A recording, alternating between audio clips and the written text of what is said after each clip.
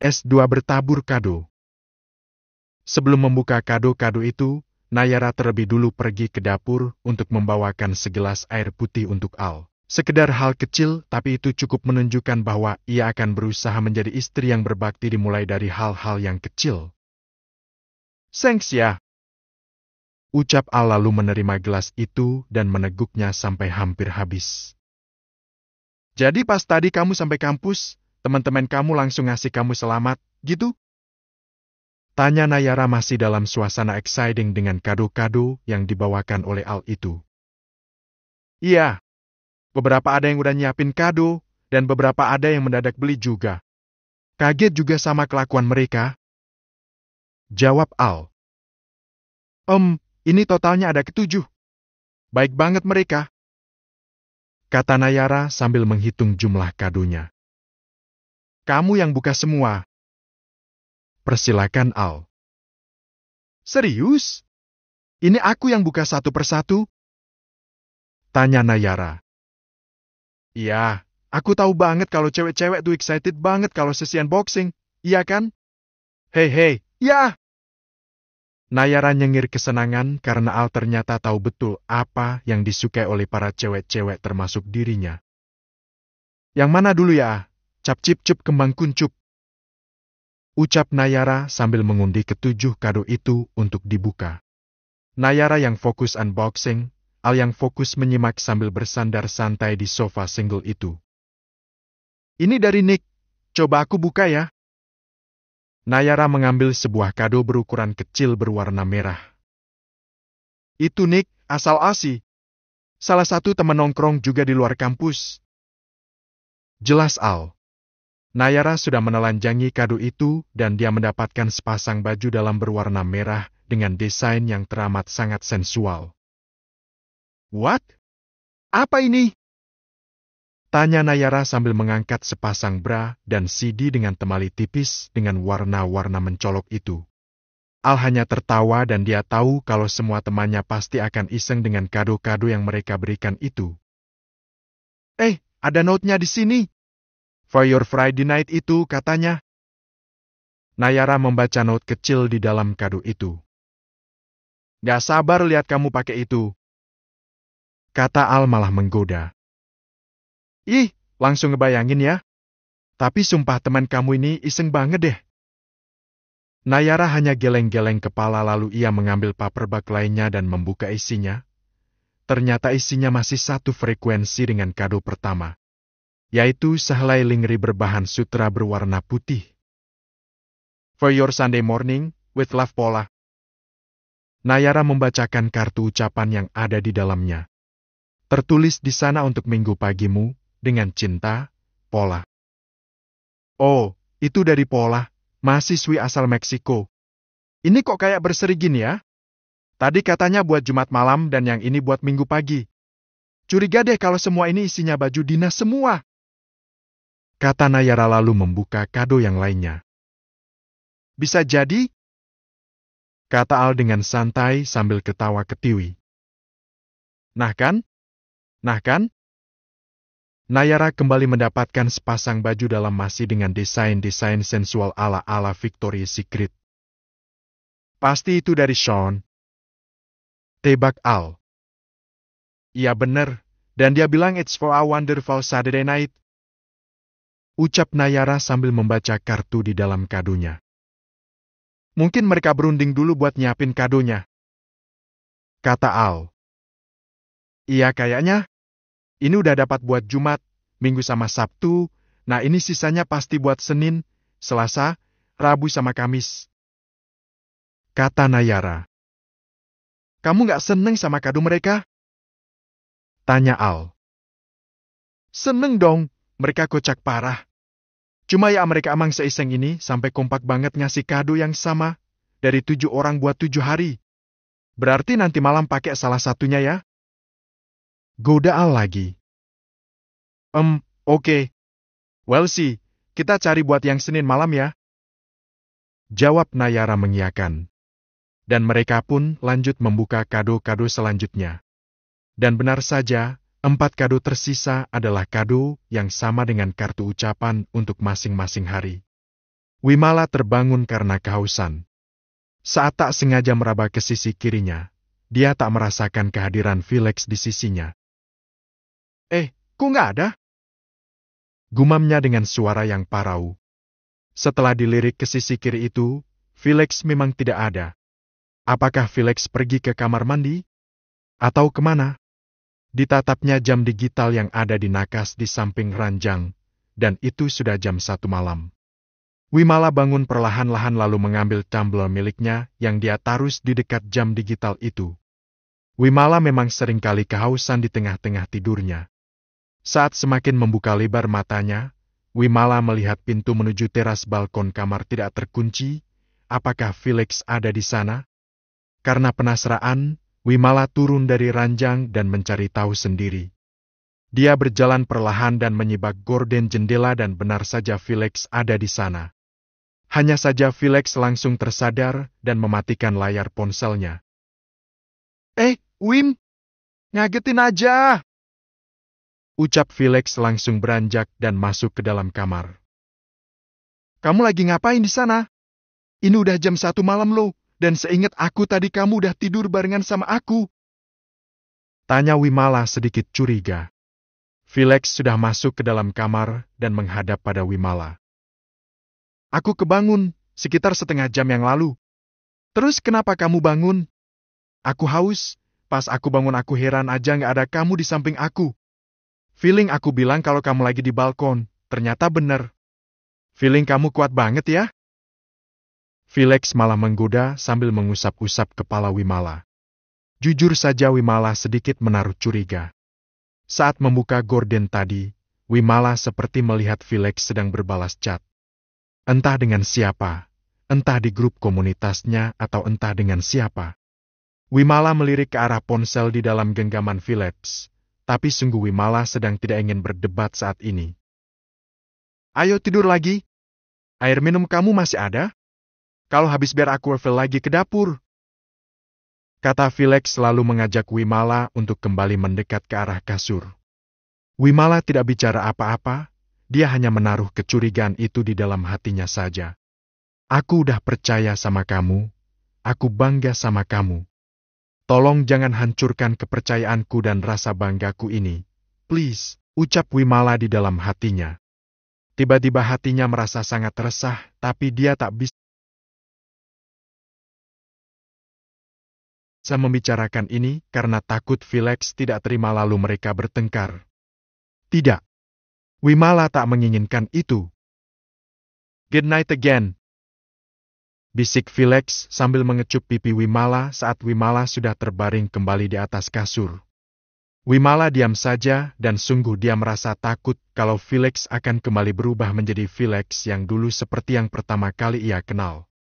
Sebelum digunakan, Nayara mencuci semua baju dinas kado dari kawan-kawan Al itu dengan hati-hati. Saat malam hari, semuanya sudah siap untuk dipakai. Nayara mengingat semua yang ditulis oleh teman-teman Al dan mengambil satu lingerie berwarna krim yang dijadwalkan ia pakai untuk malam ini. Hei, teman-teman suamiku iseng banget deh. Tapi boleh juga ide konsepnya, seseru itu mereka. Ucap lalu memakai lingerie krim itu setelah ia selesai mandi. Tak sabar rasanya ingin segera masuk ke dalam kamar dan menunjukkan penampilan barunya malam ini pada Al. Setelah selesai, Nayara merapikan rambutnya dan memakai makeup tipis-tipis. Rambutnya sengaja hanya ia keringkan dengan handuk agar masih terlihat basah dan menggairahkan. Nayara sudah semakin pandai mencari cara untuk menyenangkan suaminya. Oke, aku siap. Setelah penampilannya sempurna, Nayara pun keluar dari kamar mandi dan tampil di hadapan Al yang sedang duduk bersandar di tempat tidur sambil mengerjakan tugas kuliah. Tapi, kemunculan Nayara mengalihkan seluruh perhatian Al dari layar laptopnya. S2 kesengan yang berfaedah. Literally hot! Ucap Al tanpa melepaskan pandangannya dari Nayara. Nayara berjalan mendekat. Dia berusaha keras untuk percaya diri dengan pakaian yang dipakainya. Setiap detail dari lingerie itu menambah kesan sensual untuk si pemakainya. Cuma mau ngikutin kesengan teman-teman kampus kamu aja. Ini dari Michelle. Dia bilang ini buat Senin malam. Ucap Nayara dan sudah semakin dekat. Ini sih casingan yang berfaedah. Tapi bisa ganggu konsentrasi belajar kamu, sayang. Nayara naik ke atas pangkuan Al sambil memainkan tangannya di sekitar wajah Al. Semenjak ada kamu, belajar jadi nomor 2. Nomor 1-nya kamu. Ucap Al dengan kedua tangan yang ia simpan di pinggang ramping Nayara. Mana boleh gitu? Nanti aku dimarahin sama mama papa kamu loh. Lah iya? Pria yang baik itu kan yang memprioritaskan istrinya, right? Sejak resmi menikah, sudah mulai sulit dihitung berapa kali mereka melakukan hubungan intim seperti ini. Seolah sebagai menu wajib, mereka melupakan semua kecanggungan yang terjadi di awal cinta mereka mulai bersemi. Rinjani sudah pulih. Dia sudah bisa kembali ke tempat usaha cateringnya untuk memonitor seluruh kegiatan produksi. Usaha catering Rinjani nyaris tidak pernah surut. Sudah berjalan 20 tahun lebih dan dari tahun ke tahun malah semakin populer. Rinjani sebagai owner selalu menciptakan inovasi dan promosi yang mampu menarik minat para pelanggan lama maupun para pelanggan baru. Berkat usahanya ini, dia telah menyerap banyak tenaga kerja dan mewujudkan banyak mimpi orang-orang untuk menyekolahkan anak-anak mereka. Kamu kesini sama siapa, Rin? Diantar sama Mas JP? Sapa Rani menyambut kedatangan Rinjani. Iya, aku nebeng sama Mas JP. Dia langsung lanjut ke kantor. Langsung masuk ruangan kamu aja, Gi. Duduk-duduk jangan banyak gerak, jangan kecapean. Kata Rani penuh perhatian. Kamu lagi sibuk nggak? Tanya Rinjani pada Rani. Gak juga. Lagi cek dan recek pembukuan mingguan aja kok. Ya udah, ikut ke ruanganku yuk, sambil ngopi sambil ngobrol. Oke. Aku minta dibuatin kopi dulu ya. Kalau kamu sih jangan ngopi dulu kayaknya, teh panas saja. Gimana? Kira dia. Oke.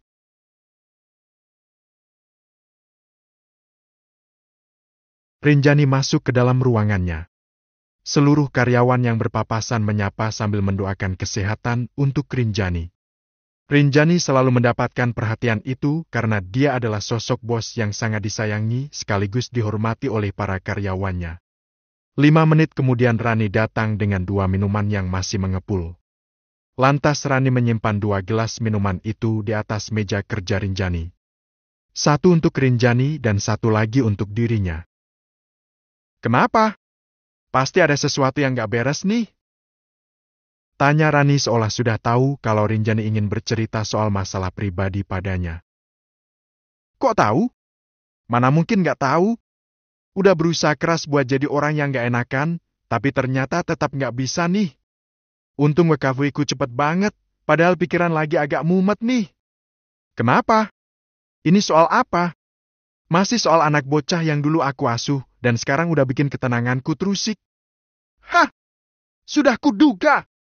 Emak sama anak kok bisa sefrekuensi gini sih? Masih mending lah kalau frekuensi positif, lah ini. Tanpa menyebut nama, Rani sudah bisa menebak siapa yang dimaksud oleh Rinjani. Seketika Rani naik darah begitu mendengar spill dari bestinya itu. Sejak dulu, setiap kali mendengar tentang Farhana, atau apapun yang berkaitan dengan Farhana, Rani akan seperti orang yang alergi kendati pun Farhana sudah berubah menjadi lebih baik. Bener kata kamu, Wan. Sulit buat menyangkal sikap aneh Ruby. Terlebih dia datang ke rumah pagi-pagi pas aku masih di rumah sakit. What? Kapan? Pagi-pagi datang pas kamu di rumah sakit? Mau ngapain? Kok kamu nggak cerita part yang ini? Rani semakin reaktif dan kaget mendengar cerita dari Rinjani. Pas kamu yang jaga, Mas JP kan pulang sama Nesha. Nah entah gimana dia tahu kalau Mas JP ada di rumah. Yang pasti pagi itu dia datang dan bawain makanan buat Anesha sama Mas JP. Rani semakin naik darah mendengarnya. Nalurinya sebagai seorang teman sejati memang tak perlu diragukan lagi.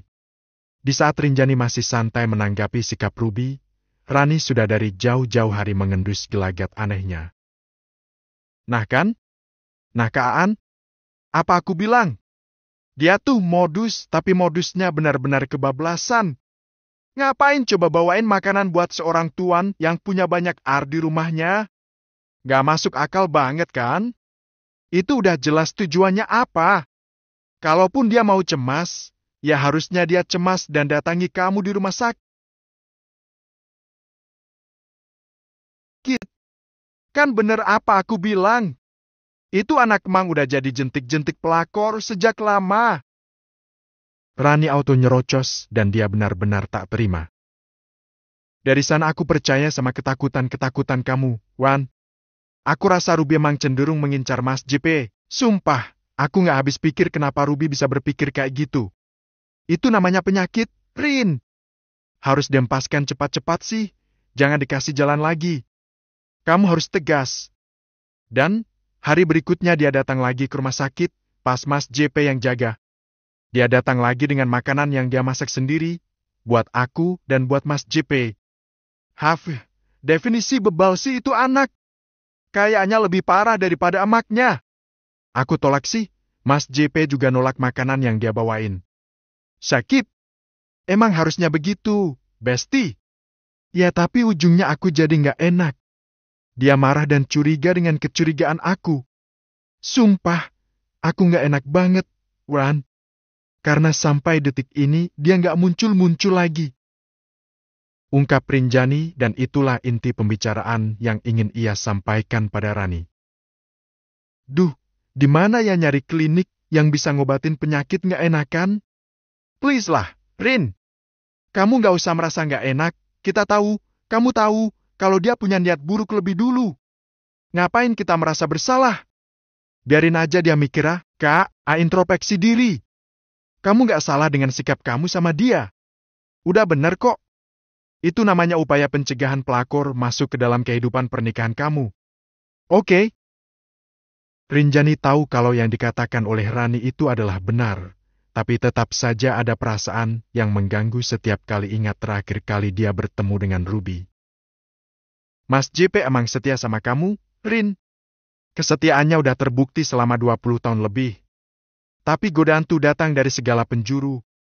Walaupun Mas JP nggak respon para jentik-jentik pelakor itu, tapi tetap aja kita jangan kasih peluang, ngerti nggak sih?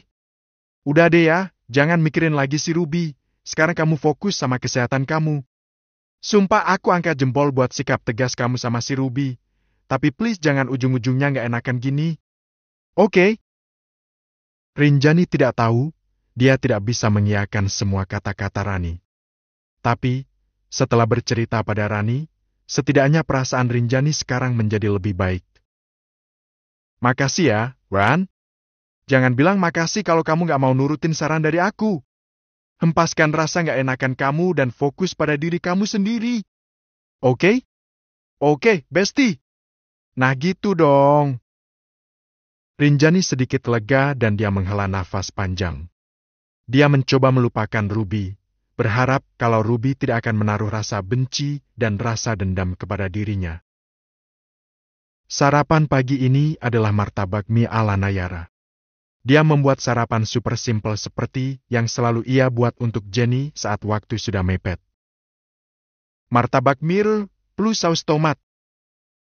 Nayara menyajikannya dengan sebaik mungkin. Al selalu menerimanya dengan senyum penuh syukur. Sebelum ada Nayara, Al lebih sering berburu sarapan di luar apart atau di kantin kampus. Makasih, Nei. Sama-sama. Maaf ya pagi ini cuma bisa nyajin ini aja. Semua bahan masakan benar-benar habis, cuma sisa mie instan sama telur aja. Alhasil, ya cuma bisa bikin ini. Nanti sore kita belanja, aku akan pulang cepat. Yih, grocery time. Mereka duduk berdua di meja kecil di dekat dapur. Begitu banyak yang berubah positif di dalam kehidupan Al sekarang setelah ia menikah dengan Nayara. Salah satunya adalah perutnya tidak pernah kelaparan karena ada Nayara yang siap menjadi koki untuknya. Mama gak nelpon kamu? Tanya Al sudah mulai menyantap sarapannya. Tadi pas kamu lagi mandi, Mama Rin ada telepon aku. Jawab Nayara. Ngobrolin apa? Mama Rin nanyain kabar plus nanyain gimana keputusan aku. Soal apa? Soal tetap tinggal di sini sampai kamu lulus nanti, atau pulang ke Jakarta dalam waktu terdekat ini. Terus kamu udah jawab? Aku minta saran Mama, tapi Mama Rin nyerahin semuanya ke aku. Mau tetap di sini oke? Mau pulang juga oke? Dan katanya mau segera disiapin tiket pulangnya. Kalau aku sih ya terserah kamu. Tadi aku jawab sama Mama kalau aku mau tanya kamu dulu. Kamu maunya gimana? Sebenarnya aku maunya di sini aja, tapi aku pikir sebaiknya aku pulang dan ngasih kamu ruang buat fokus sama tahun terakhir kuliah kamu. Lagian, aku kan cuma pakai visa kunjungan wisata, nggak bisa lebih dari 2 bulan tinggal di sini. Jelas Nayara. Tapi aku akan sangat membutuhkan kamu, Nei. Nggak kebayang gimana bedanya pas nanti kamu ninggalin aku sendirian di sini. Keluh Al dengan manja. Manja banget. Kamu udah biasa bertahun-tahun tinggal di sini sendirian kali. Goda Nayara. Tapi sekarang kan udah beda lagi. Ya, aku ngerti. Tapi ya mau gimana lagi? Pokoknya aku akan nabung buat tiket pesawat biar aku bisa cepet-cepet kesini lagi ngunjungi kamu, oke? Gak usah nabung lah. Tinggal minta aja sama suami. Gimana sih? Iya, nanti kalau kamu udah gak bisa nahan kangen, kirimin aku tiket pesawat, oke? Oke lah kalau keputusan kamu udah final. Kata Al agak pasrah. Tampak jelas sekali kalau Al menginginkan Nayara tetap bersamanya di Amerika, tapi memang tak akan semudah itu karena ada banyak hal yang harus diurus. Mungkin ini akan jadi ujian pertama pernikahan kita, yaitu long distance. Kita lihat sejauh mana kita sanggup. Padahal kan, sebelumnya kita nggak pernah saling merindu, iya kan? Kata Nayara. Siapa bilang? Celetuk Al, menimbulkan tanya di hati Nayara. Hah? Maksudnya?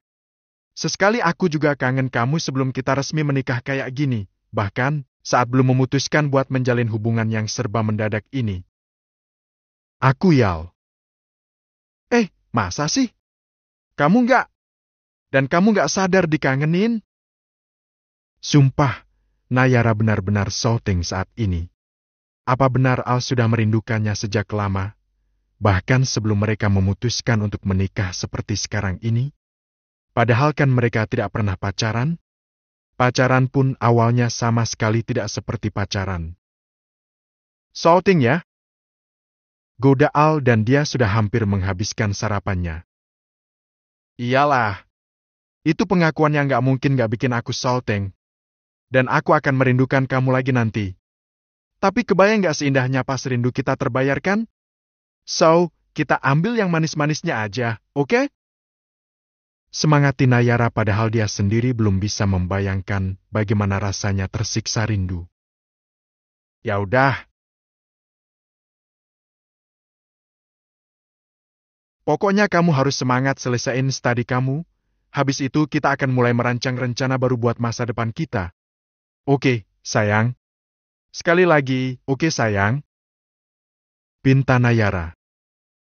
Oke, sayang. Dan pagi ini, masih sama seperti pagi-pagi sebelumnya. Manis dan menyenangkan. Sementara 1 minggu lagi Nayara akan pulang meninggalkan Al sendirian lagi di Amerika. Ruby sedikit jenuh tinggal bersama Farhana. Dia pun meminta izin untuk menginap di rumah Edwin untuk sementara waktu. Untuk saat ini, Ruby merasa Farhana tidak suportif padanya. Dia berharap Edwin akan membuat perasaannya jauh lebih baik. Di rumah Edwin, Ruby bertemu dengan kedua adik tirinya. Adik seayah tapi tidak seibu. Kedua adik Ruby itu masih duduk di bangku kuliah dan yang satunya masih berseragam putih abu. Ruby tidak pernah terlihat ramah pada keduanya. Yang benar-benar Ruby tuju hanya Edwin dan perhatiannya.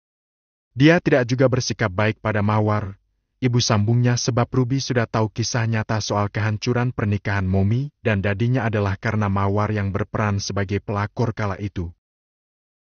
Kamu mau nginap di sini, Hani? Kenapa nggak kabari Daddy dulu kalau kamu mau ke sini? Sapa Edwin di teras rumah ketika Ruby datang. Daddy nggak balas chat terakhir aku pas bulan lalu, jadi buat apa aku kabarin Daddy lagi? Mending aku datang langsung kan? Jawab Ruby dengan sikap sinisnya. Sorry, sayang. Dedi rasa chat terakhir kita itu udah ditutup sama kamu. Kamu ambekan banget sih. Cowok mana yang tahan sama cewek ambekan begini sayang? Just slow it down, apa-apa jangan dibikin mumet. Kata Edwin dengan segala kejujurannya. Bagaimana Ruby tidak langsung dongkol, tapi sayangnya saat ini Ruby sedang ingin tinggal di rumah Edwin. Ash, Dedi ini mau nyamain sikap sarkas aku. Enggak dong, sayang. Canda. Dedi sih yakin banget, gak ada satupun sifat yang bisa mengalahkan pesona dan kecantikan kamu. Setidaknya kamu jadi diri kamu sendiri. Terserah Dedi aja deh. Ya udah, ayo masuk. Mami Mawar udah beresin kamar kamu. Ajak Edwin sambil merangkul anak gadisnya itu. Orang-orang kemana? Kok sepi banget? Tanya Ruby karena di rumah Edwin terasa sepi dan lengang. Mami Mawar baru aja pergi ke sanggar senamnya beberapa saat lalu. Kalau adik-adik kamu yang masih di kampus, masih di sekolah. Baguslah, dengan begini aku bisa dapat quality time aku sama Dedi. Soalnya ada beberapa hal yang pengen aku tanya ke Dedi. Soal apa itu, Hani? Gak spesifik soal apa sih, cuma pengen denger lagi kisah masa lalu pas pernikahan Dedi sama Mami hancur, terus bagaimana Dedi memanfaatkan faktor bisnis buat merebut Mami dari Om Julian. Edwin sejenak menghentikan langkahnya dan menatap datar pada putrinya yang bicara begitu enteng soal masa lalu pernikahan yang hancur dan bahkan sampai bawa-bawa nama Julian. Dari mana Ruby tahu? Jadi Ruby mulai mengorek info tentang masa lalu yang harusnya sudah dikubur dalam-dalam itu,